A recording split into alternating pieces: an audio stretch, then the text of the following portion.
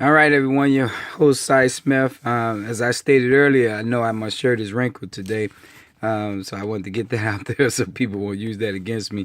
This video is about the 5 dangers of Tony Preckwinkle becoming mayor, and I want to put this out there so that people can at least put this in your decision-making process as you decide between Lori Lightfoot and Tony Preckwinkle. Now, I believe that if Tony answers these 5 questions or these 5 concerns, and you like her responses to it, then she could become someone you can take the risk with.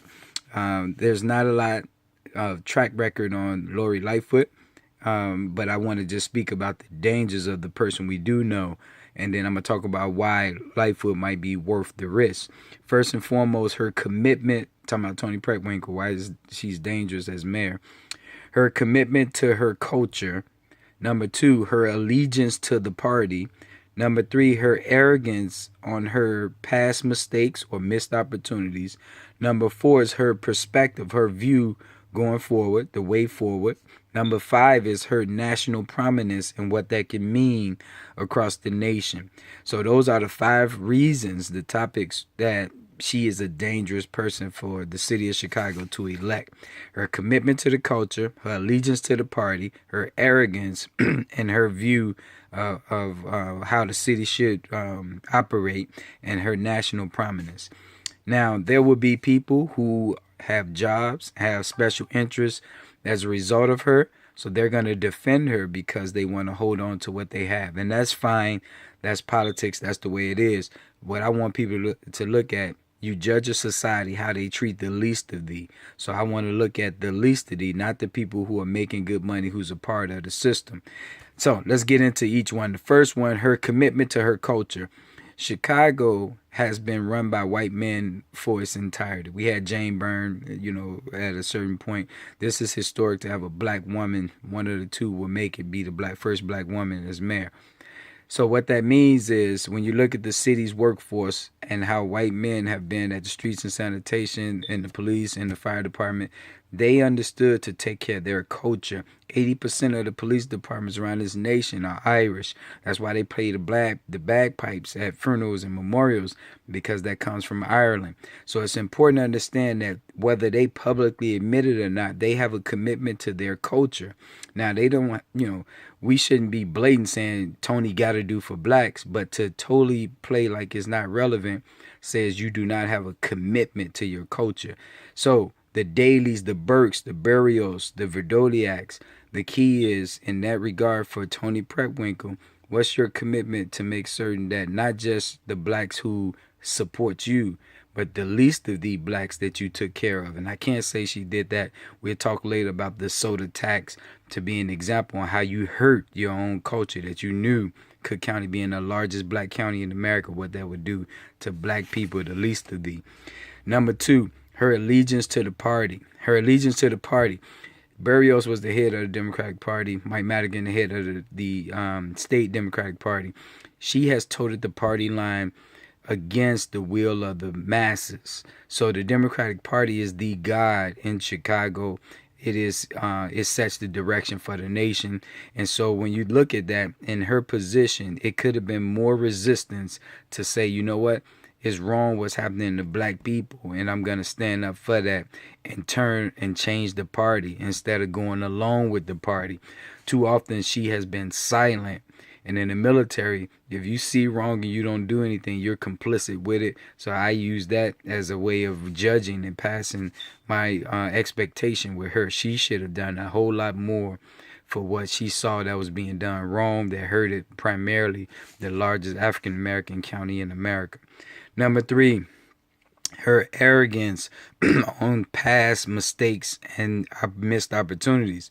So the arrogance part is when you just feel like you're doing well, you're doing right. And so the key to that is, will she admit? So she can reconcile, she can atone for her missed opportunities, but will she admit? This is the 5 areas that I was wrong when it came to helping the black community, dealing with the murder of black people in the city. I missed this opportunity, I missed this opportunity. But I have a feeling her arrogance would say, It's happening everywhere. It's nothing else we can do about it. And I think that's a problem. Then number 4, way forward. So to me, her way forward, when you look at it from her being in the 4th Ward as alderman, I personally tried to reach out and work with her. And so her perspective is move on, in my estimation, not build up. What that means is those people who want to be in the city must conform to the Democratic Party's way and move forward, move on. Those people who can't afford it, who don't want to toe the party line, then you move out.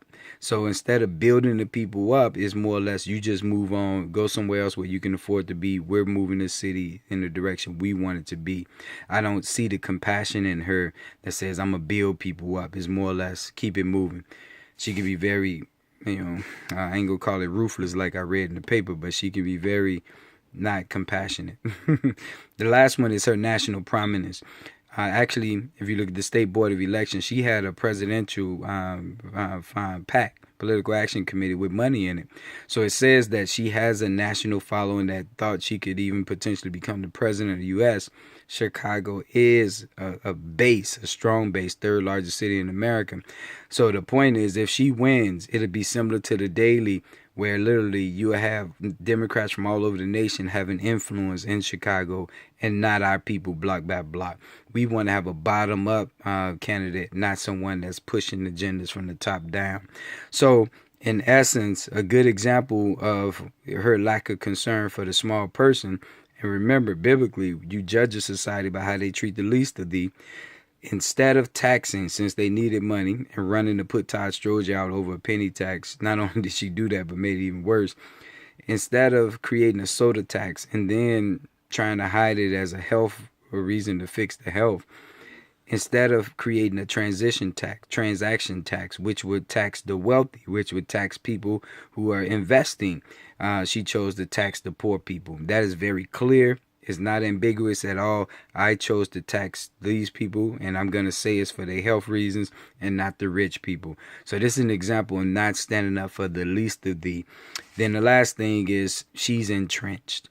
So here, this election is going to be about entrenched leadership and beginning leadership. Lori, federal prosecutor, so she's going after people before.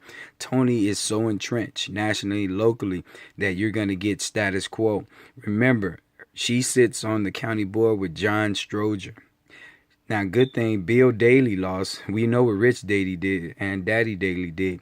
So she's a part of that. That's that party allegiance. So we need not to continue that. We need to sever those ties. I'm grateful for making sure Daley wasn't in the runoff. Great job. But we need to sever ties. With Lori, I know people said the gay movement, they don't want to see all this gay agenda push. Here's what I would say to you on that end. I'd rather start over fresh, new beginning, and see how I can work with someone versus knowing that if you meet with Tony, she have commitments and agendas tied nationally. So you're not going to be able to have the influence you potentially could have with a Lori. I could be totally wrong, but I'd rather take my chances with someone fresh who's not as connected than someone who's entrenched, who owes favors already. Thanks for watching. My number is 312-405-8844. That's 312-405-8844. Peace.